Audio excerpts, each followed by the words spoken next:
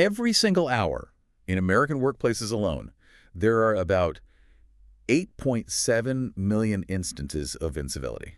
I mean, honestly, just let that number sink in for a second. Oh, wow. That is just a staggering statistic. And it's not just a matter of, a temporary annoyance either. Right. Our sources show that a full 23% of employees have actually quit their jobs specifically because of workplace conflict. 23%. That is wild. By the time this deep dive is over, millions of people will have had a career-damaging, blood pressure-spiking clash with a coworker. Yeah, exactly.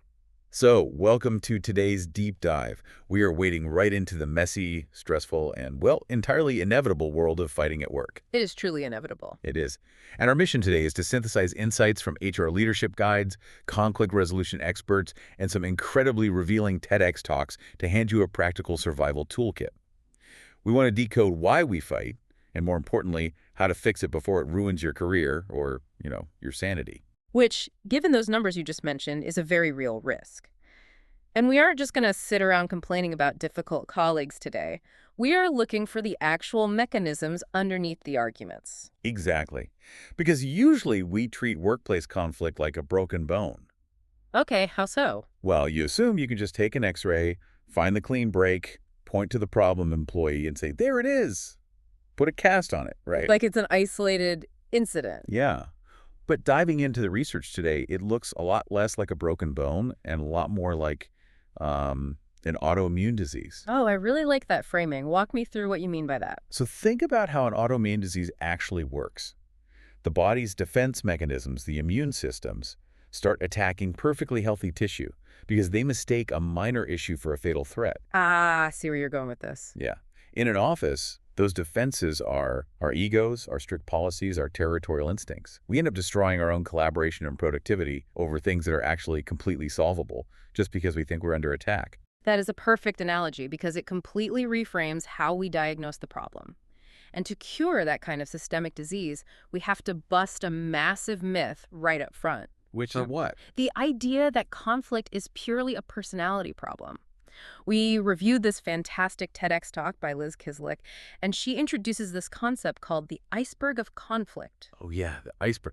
The idea being that the people arguing, like the ones actively yelling in the conference room, are just the visible tip of the iceberg, right? Precisely. The actual danger, the massive block of ice that sinks the company, lies deep beneath the surface in company history, unwritten norms, and broken work processes. Exactly. If you only focus on the tip of the iceberg, you are missing the actual hazard. Kislik shares this incredible case study about two senior executives, Amy and Bill. I loved this part. Right. So the CEO brings Kislik in as a consultant and says, look, we have a communication problem here. Amy and Bill just cannot get along. And Amy and Bill themselves, they actually think they just have a clash of departmental philosophies. They think it's a personality and opinion issue. But that's just the tip of the ice. When Kislik actually bypasses the CEO and goes to talk to the people on the ground, their respective teams, she uncovers the real underwater iceberg. Which was just shocking. Yeah, it turns out a previous leader had literally assigned Amy and Bill overlapping responsibilities for the exact same turf. Which is a structural disaster waiting to happen. I mean, you cannot cure a structural disease by treating a behavioral symptom. No, not at all. Sending Amy and Bill to an anger management seminar or communication workshop is totally useless if they come back to the office and are still standing on the exact same piece of turf, fighting over the exact same decisions. And we fall for those simplistic interpersonal solutions all the time. It's just easier to label someone as difficult than to fix a broken organizational chart. Oh, 100%. This is why Kislik's methodology is so critical. She says step one is to rule out the truly dysfunctional individuals. You mean the actual bullies? Right, the bullies or the highly incompetent people who somehow fake their way into the job. Those people need HR intervention. But once you clear them out, step two is asking the frontline staff, not the CEO, questions like, what makes you nuts here? Because the CEO is way too far removed from the daily friction to even see the overlapping turf. So if we know we are dealing with an underwater iceberg, how do we actually categorize the ice? Well, the Learn It guide we reviewed breaks down the root causes of workplace tension into the 3 Ps. Right. People, process, and power. And I want to connect these because they really bleed into one another. Let's start with people problems. A lot of this actually comes down to language and misinterpretations. Language is a huge trigger. Using heavy corporate jargon, for example, can deeply alienate people. Yes. You hear phrases like, we need to boil the ocean on this, or let's move the needle. Which, if you aren't familiar, boiling the ocean just means trying to do an impossibly large task all at once. Exactly. And if you're newer to the workforce, or if English is your second language, idioms like that can leave you feeling totally lost. And when people feel excluded from the language of the business, they get defensive. It breeds immediate resentment. And we see a similar dynamic with generational gaps. Oh, definitely. You might have an older staff member who expects a face-to-face meeting to hash out a decision. They feel that's the only respectful way to do business. While the younger staff member is sitting there thinking, honestly, why are we doing this? We could just hash this out on a shared digital document in 5 minutes. Right. To hash it out, meaning to talk through a problem until you solve it. Both sides feel fundamentally disrespected, but it's purely a difference in communication style. But here's where it gets really interesting. Because people problems are often just process problems in disguise. Oh, absolutely. That second P process is about how the work gets done. And nothing highlights this better than the modern hybrid work dilemma from our sources. Oh, this is everywhere right now. Picture this. You have 3 people in a conference room and 2 people dialing in remotely. A classic setup. Right. The people in the room naturally start chatting, maybe scribbling on the physical whiteboard, having these quiet side conversations. The remote workers are just tiny squares on a screen, completely sidelined. It is infuriating. You're just watching people make decisions without you. And this perfectly illustrates why process problems instantly trigger the third P power problems. Because suddenly the remote worker feels like a second-class citizen. Exactly. A bad process creates an unfair power dynamic. It absolutely does. But the source provides a brilliant structural fix for this specific process issue. They call it one person, one interface. How does that work?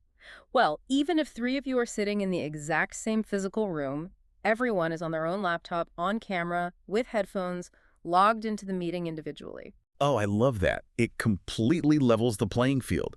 The remote workers aren't at a disadvantage anymore. You fix the process, you remove the power disparity, and you resolve the conflict before it even starts. And speaking of power problems, those are usually the messiest ones to deal with. This is where you see credit theft, unclear hierarchies, or my personal red flag, exceptions for stars. Oh, man. When a high-performing employee like, let's say, a top sales rep gets to constantly bend the rules. Yes, they expense things they shouldn't, or they completely ignore work-from-home policies, and leadership just lets it slide because they hit their targets. It transforms a basic policy issue into deep cultural resentment because it violates the entire team's sense of fairness. But you know, if we zoom out for a second, I want to clarify something important. Not all conflict is bad. Really? Yeah. In fact, process conflicts can actually be incredibly healthy. Dale Carnegie's research highlights that if disagreements about how work gets done are handled without negative emotions, they are a massive catalyst for creativity. So healthy debate over a process is what actually drives innovation. Exactly. Okay, I hear that. But if process conflicts are so good for innovation, why do they so consistently turn into toxic people conflicts? Why do we end up attacking each other instead of just debating the spreadsheet? Honestly. Because of a massive failure in our education system. He's really? Yeah, according to Brendan Burchard and the Learn It Guide, managers spend a staggering 25% of their time dealing with conflict. But they mostly rely on dangerous trial and error. 25%. That is a quarter of their job just breaking up fights. Right. And Burchard points out that we spend 16 years in school learning to memorize facts from, as he calls them, old dead dudes. But nobody ever teaches us the mechanics of conflict resolution. That is so true. We're just told, if you don't have anything nice to say, don't say anything at all, which is terrible advice for a functioning organization. It's awful. It just leads to passive aggression. Exactly. We completely lack the human training. And Burchard introduces a core philosophy to counter this. Repair is resilience. I love that phrase. Right. We usually think of resilience as just gritting our teeth and powering through. But the health of a relationship, whether it's a marriage or a dynamic with a coworker, isn't measured by your ability to avoid fights. It's measured by your ability to actively fix them afterward. Yes. But that requires overcoming what he calls the ego trap. Our ego desperately wants to hold on to the bitterness. It wants to vilify the other person, to make them completely wrong so we can be completely right. We see this all the time in modern cancel culture, honestly. It's so much easier to just condemn someone than to do the messy work of repairing the issue. And this brings us to the biology of memory.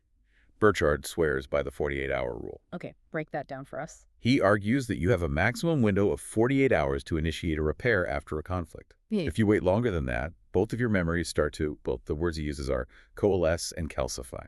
The narrative literally hardens in your brain. Exactly. You convince yourself of your victimhood, and it becomes neurologically incredibly hard to change your perspective. That makes total sense. But I do want to push back on this just a little bit. There's that old cliche advice, never go to bed angry. Oh, sure. And, I mean, in the real world, some people genuinely need space to cool off. If you force a conversation 4 hours after a massive blowout, someone's ego's going to flare up, and they might say something they deeply regret. I completely agree, and that's exactly why the window is 48 hours, not 4 hours. Ah, okay.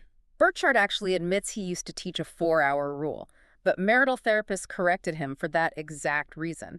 People need time to physiologically process the adrenaline, but 48 hours is the absolute limit before that calcification sets in. And when you do initiate that repair within the 48 hours, there is a golden rule from the sources on how to do it. You must describe how you felt, not what they did. This is a game changer. Why does that work so well?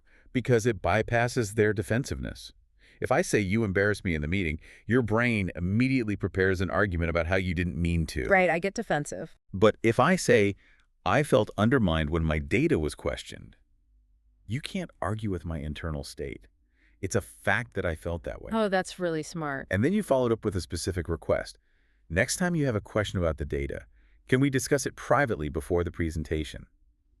It moves the whole conversation from blaming the past to designing the future. It's incredibly practical. So we've diagnosed the iceberg, we understand the 3 Ps, and we know we have a 48-hour repair window. Right. But I want to make sure we equip our listeners with a real-world toolkit. Let's not just list these tools. Let's actually play out a scenario to see how they work under pressure. I love that. Okay, let's imagine a classic terrible meeting.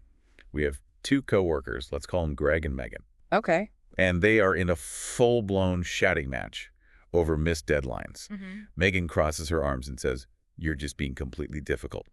Greg fires back, Yeah. "Oh, that's the pot calling the kettle black." Which, for anyone unfamiliar with that idiom, just means Greg is accusing Megan of having the exact same flaw she's criticizing him for. Classic escalation. Right. They're just hurling insults. Now, imagine you are their manager, Ashley. What is the very first tool you pull out of the survival kit? The first tool is lizard listening from Liz Kislik. As Ashley the manager, I am not going to try and solve the deadline problem right there in the room. I am going to immediately separate them. Just end the meeting. Yes, I'll say, okay, let's pause. Go back to your desks. We will speak individually later. And explain the mechanism behind that. Why can't Ashley just mediate it right then and there? Because of the amygdala, that's our lizard brain. When Greg and Megan started shouting, their lizard brains interpreted those sharp tones and emotional cues as actual physical danger. Like a tiger is in the room. Exactly. Biologically, blood is literally flowing away from their prefrontal cortex, the logical reasoning part of the brain, and flooding their extremities for a fight or flight response. Logic is biologically impossible in that moment. You have to separate them to let their physiological state cool down. Okay, so an hour later, Greg is at his desk. His heart rate is back to normal, but he is still fuming. He's thinking Megan is just a manipulative person. What's the tool he needs to use on himself? He needs Kislik's evil logic check. The evil logic check. I love the name. It's a 2-part question you ask yourself. First, is this person actually evil? And usually, if you're honest, the answer is no. Megan isn't a comic book villain. But what if Greg genuinely thinks, okay, maybe not evil, but she is incredibly stupid for doing this? Then he asks the second part of the logic check. Why would a smart person do such a stupid thing? Oh, that's good. It forces Greg out of his own ego. He has to actually consider the environment. Maybe he realizes, wait, Megan's team had their budget slashed last week. She's not trying to sabotage me. She's terrified she's going to fail her own metrics. It instantly replaces anger with empathy. Her behavior is driven by pressure, not malice. Exactly. That is a phenomenal pivot. Okay, but what about the team dynamics? The whole team saw Greg and Megan fight. The next team meeting is going to be incredibly awkward. No one is going to want to bring up the deadline issue. This is where you deploy elephant cards. Elegant cards. Yeah, Kislik actually hands out physical cards in meetings. If someone feels like there is a huge, undiscussable issue, an elephant in the room, they can literally throw the card on the table. That is amazing. It creates psychological safeties because it grants explicit permission. Yeah. You aren't awkwardly bringing up the drama, you're just playing the card. You can literally blame the card for starting the conversation. Exactly. And when Ashley finally sits Greg and Megan down to actually resolve the underlying process issue, she needs a structure so it doesn't devolve into shouting again. Right, because the lizard brain could just activate all over again. Precisely. So the Learn It Guide offers a fantastic framework for this. I call it the manager formula. FINOC, FINOC, spell it out. FINOC. Fact, impact, needs, options, commitments. Okay, let's run Greg and Megan through FINOC. How does Ashley guide them? First, the objective fact. Ashley says the deadline for the client deliverable was missed by 2 days. No emotion, no blame, just the data. Okay, that's F. Then what? Second, the impact. Because of this, we had to give the client a 10% discount, costing us revenue. So fact and impact strip the ego away. Yeah. Now we are just looking at a shared business problem. How does she pivot to needs? She asks them directly, Megan, what do you need to hit this timeline? Greg, what do you need? This shifts their brains from defensive posturing to forward-looking requirements. That's N, and then options. Right. They brainstorm solutions together. Maybe they need a midweek check-in or better software. And finally, commitments. Who is doing exactly what and by when? I see why that works so beautifully.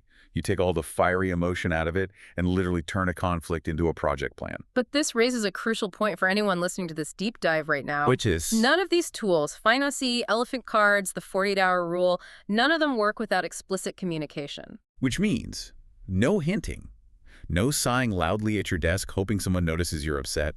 You have to actually use your words. Right. Passive aggression is just conflict without the courage to find a resolution. So let's bring this all together. If you are listening to this on your commute or sitting at your desk, here is your takeaway.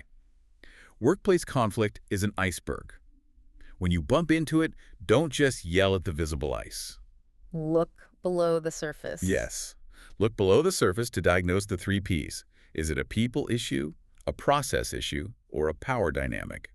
When things get heated, respect the lizard brain and walk away if you have to. But always remember you have a 48-hour window to repair the relationship before the narrative calcifies. So the question is, what does this all mean for you tomorrow morning?